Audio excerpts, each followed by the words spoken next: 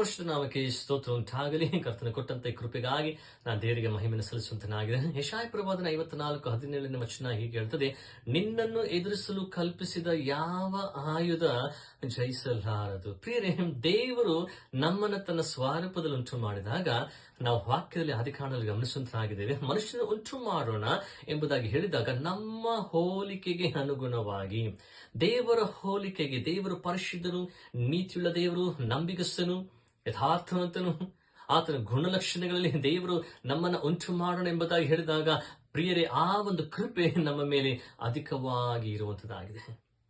ಈ ಲೋಕದಲ್ಲಿ ನಾವು ಜೀವಿಸುವಾಗ ಅನೇಕ ವಿರುದ್ಧವಾದಂತಹ ಹೋರಾಟಗಳನ್ನು ನಾವು ಎದುರಿಸ್ತಲೇ ಇರಬೇಕಾಗಿದೆ. ಈ ನಂಬಿಕೆಯ ಜೀವಿತ ಅನ್ನೋದು ಸಾಧಾರಣವಾದಂತಹ ಒಂದು ಜೀವಿತವಾಗಿಲ್ಲ. ಅನೇಕ ವಿಧವಾದಂತಹ ಹೋರಾಟವನ್ನ ನಾವು ಎದುರಿಸಿಕೊಂಡೇ ಹೋಗುವಂತನಾಗಿರಬೇಕು. ಪ್ರಿಯರೇ, ಯಾಕೆಂಬುದು ಹೇಳುವಾಗ ನಾನು ದೇವರಲ್ಲಿ ಬೆಳೆಯಬೇಕು, ವಾಕ್ಯದಲ್ಲಿ ಸ್ಥಿರವಾಗಿ ನಿಲ್ಲಬೇಕು, ಪ್ರಾರ್ಥನೆ ನಾವು ನಿಲ್ಲಬೇಕೆಂಬುದಾಗಿ ಅನೇಕ ಬಾರಿ ನಾವು ಅಂದುಕೊಳ್ಳುವಾಗ ಸೈತಾನನು ನಮ್ಮಲ್ಲಿರುವಂತಹ ಬಲಹೀನತೆಗಳನ್ನು ಹುಡುಕಲಿಕ್ಕೆ ಪ್ರಯತ್ನವನ್ನು ಮಾಡುತ್ತಾನೆ. ನಾವು ಪ್ರಾರ್ಥನೆ ಮಾಡೋದನ್ನ ಬಿಟ್ಟು ಬಿಟ್ಟಿದ್ದೇವಾ? ವಾಕ್ಯವನ್ನು ಓದೋದನ್ನು ಬಿಟ್ಟು ಬಿಟ್ಟಿದ್ದೇವಾ? ಕ್ರಮವಾಗಿ ಸಭೆಗೆ ಹೋಗೋದನ್ನು ಬಿಟ್ಟು ಬಿಟ್ಟಿದ್ದೇವಾ? ಅಥವಾ ಪ್ರಾರ್ಥನೆ ಕೂಟಗಳಿಗೆ ಹೋಗೋದನ್ನು ಬಿಟ್ಟು ಬಿಟ್ಟಿದ್ದೇವಾ? ಅಥವಾ ದೇವರ ವಾಕ್ಯದಲ್ಲಿ ನಮಗೆ ನಂಬಿಕೆಯನ್ನು ಕಳ್ಕೊಂಡಿದ್ದೇವಾ? ಅನೇಕ ವಿಧವಾದಂತಹ ಬಲಹೀನತೆಗಳನ್ನ ನಮ್ಮಲ್ಲಿ ಸೈತಾನ ಹುಡುಕಿಕೊಂಡು ಅದನ್ನ ಆಯುಧವಾಗಿ ನಮ್ಮ ವಿರುದ್ಧವಾಗಿ ಉಪಯೋಗಿಸುವಾಗ ನಮ್ಮ ಜೀವಿತದಲ್ಲಿ ಅನೇಕ ಕಷ್ಟಗಳು, ಯಾತನೆಗಳನ್ನ ನಾವು ಪಡಬೇಕಾಗಿದೆ. ಪ್ರಿಯರೇ, ದೇವರ ವಾಕ್ಯ ಹೇಳುತ್ತದಾಗಿದೆ, ಆದರೆ ದೇವರು ನಮ್ಮನ್ನು ಎಂದು ಕೈ ಬಿಡುವಂತವನಲ್ಲ.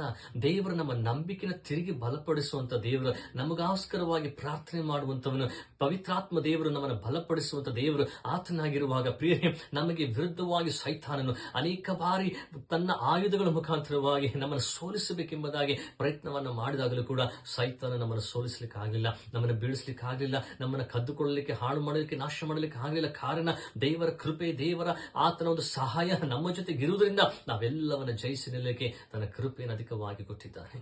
ಪ್ರಿಯರೇ, ಕರ್ತನಾದ ಯೇಸು ಕ್ರಿಸ್ತನು ಶಿಲುಬೆ ಮೇಲೆ ತಾನು ಸುರಿಸಂತಹ ಆ ಒಂದು ಪರಿಶುದ್ಧವಾದ ರಕ್ತದಿಂದ ನಾವು ತೊಳೆಯಲ್ಪಟ್ಟು ಶುದ್ಧಿಯಾಗಿ ದೇವರ ಕೃಪೆಯಲ್ಲಿ, ದೇವರ ನಂಬಿಕೆಯಲ್ಲಿ ನಿಲ್ಲುವಂತ ಕೃಪೆಯನ್ನು ಕೊಟ್ಟಿರುವಾಗ, ನಾವು ಪ್ರಾರ್ಥನೆಯಲ್ಲಿ, ವಾಕ್ಯದಲ್ಲಿ ಸ್ಥಿರವಾಗಿ ನಿಲ್ಲುವಾಗ ಸೈತಾನನು ಯಾವ ವಿಧವಾಗಿ ನಮ್ಮ ವಿರುದ್ಧವಾಗಿ ಬರ್ತಾನೋ, ಎಂತ ಆಯುಧಗಳನ್ನು ತೆಗೆದುಕೊಂಡು ಬಂದರೂ ಕೂಡ, ಎಂತ ಆಯುಧಗಳನ್ನು ನಮ್ಮ ವಿರುದ್ಧವಾಗಿ ಅವನು ಕಲ್ಪಿಸಿದ್ರು ಕೂಡ, ನಜರೇತಿನ ಯೇಸುವಿನ ನಾಮದಲ್ಲಿ ಅಂತ ಆಯುಧಗಳು ಮುರಿಯಲ್ಪಟ್ಟಿರುವುದಕ್ಕಾಗಿ ದೇವರಿಗೆ ಸ್ತೋತ್ರವಂತಾಗಲಿ. ಪ್ರಿಯರೇ, ಇವತ್ತು ನಾನು ಸೋತು ಹೋಗುವನಲ್ಲ, ನಾನು ಜಯಿಸುವನಾಗಿದೆ. ಕಾರಣ ನನ್ನಲ್ಲಿರುವವನು ಲೋಕವನ್ನ ಜಯಿಸಿದ್ದಾನೆ, ಸೈತಾನನ್ನು ಜಯಿಸಿದ್ದಾನೆ, ಪಾಪವನ್ನು ಜಯಿಸಿದ್ದಾನೆ, ನರಕವನ್ನು ಜಯಿಸಿದ್ದಾನೆ, ರೋಗಗಳನ್ನು ಜಯಿಸಿದ್ದಾನೆ. ಈ ಲೋಕ ಎಲ್ಲ ಕಾರ್ಯಗಳನ್ನ ಆತನು ಜಯಿಸಿ, ಈಗೋ ನಾನು ಜಯಿಸಿದ್ದೇನೆ, ಈಗ ನೀವು ಜಯಿಸಿರಿ ಎಂಬುದಾಗಿ ಮಾತು ವಾಗ್ದಾನ ಕೊಟ್ಟಂತ ದೇವರು ನಂಬಿಗಸ್ತನಾಗಿದ್ದಾನೆ.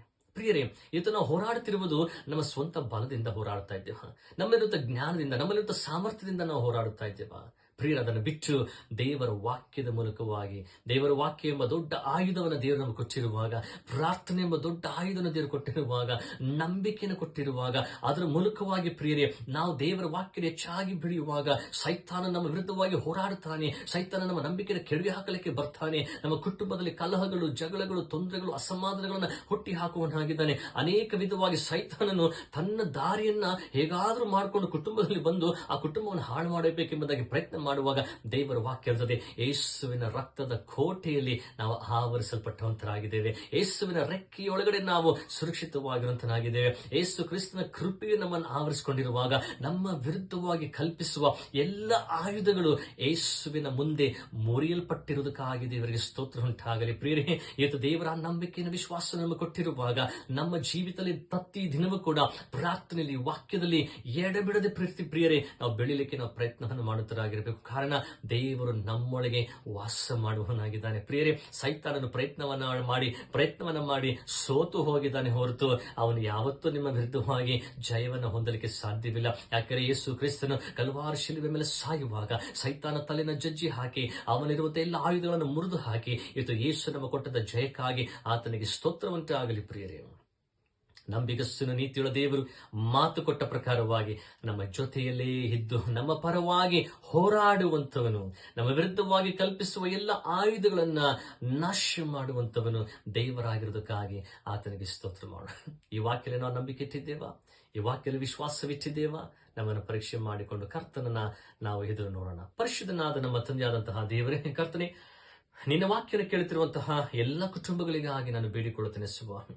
ಪ್ರತಿಯೊಂದು ಕುಟುಂಬಗಳನ್ನು ಮುಟ್ಟು ಸ್ವಾಮಿ. ಸೈತಾನನು ಯಾವ ಯಾವ ಆಯುಧಗಳನ್ನ ಕುಟುಂಬಗಳ ವಿರುದ್ಧವಾಗಿ ಉಪಯೋಗಿಸುತ್ತಾ ಇದ್ದನೋ ಅಂತಹ ಎಲ್ಲ ಆಯುಧಗಳು ನಜರೇತಿನ ಯೇಸುವಿನ ಅಧಿಕಾರ ನಾಮದಲ್ಲಿ ಮುರಿಯಲ್ಪಡುವುದಕ್ಕಾಗಿ ನನಗೆ ಸ್ತೋತ್ರಗಳನ್ನು ಸಲ್ಲಿಸುವಂತನಾಗಿದ್ದೇನೆ ಸ್ವಾಮಿ. ಅಪ್ಪ, ನೀನು ಕೊಟ್ಟಂತ ಅಪಾರವಾದಂತ ಕೃಪೆಗಾಗಿ ನಿನಗೆ ಸ್ತೋತ್ರ.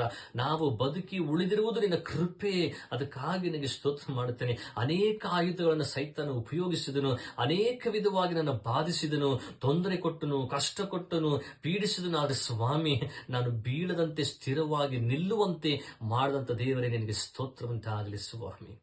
ಎಲ್ಲಾ ಕುಟುಂಬಗಳಿಗೆ ನೀನು ಕೊಡುವ ಆ ಸಂತೋಷಕ್ಕಾಗಿ, ಪ್ರೀತಿಗಾಗಿ ನಿನಗೆ ಸ್ತೋತ್ರಗಳನ್ನು ಸಲ್ಲಿಸುತ್ತೇನೆ. ಘನವೋ ಮಾನ್ಯವೋ ಪ್ರಭಾವಿನೊಬ್ಬನಿಗೆ ಸಲ್ಲಲಿ ಸ್ವಾಮಿ. ಯೇಸುವಿನ ನಾಮದಲ್ಲಿ ನಂಬಿಕೆಯಿಂದ ಬೇಡಿ ಹೊಂದಿದ್ದೇವೆ ನಮ್ಮ ತಂದೆಯಾದಂತಹ ದೇವರೇ, ಆಮೇನ್. ಕರ್ತನ ನಿಮ್ಮನ್ನು ಹೇರಳವಾಗಿ ಆಶೀರ್ವಾದ ಮಾಡಲಿ. ಪ್ರಿಯರೇ, ದೇವರು ಕೊಟ್ಟಂತಹ ಜಯಕ್ಕಾಗಿ, ಸೈತನ ಎಲ್ಲ ಆಯುಧಗಳನ್ನು ಮುರಿದು ಹಾಕಿದಕ್ಕಾಗಿ ನಿರಂತರವಾಗಿ ದೇವರಿಗೆ ಸ್ತುತಿ ಸ್ತೋತ್ರ ಸಲ್ಲಿಸುತ್ತಾ ನಾವು ಮುಂದೆ ಸಾಗೋಣ. ದೇವರು ನಿಮ್ಮನ್ನು ಆಶೀರ್ವಾದ ಮಾಡಲಿ. Praise the lord.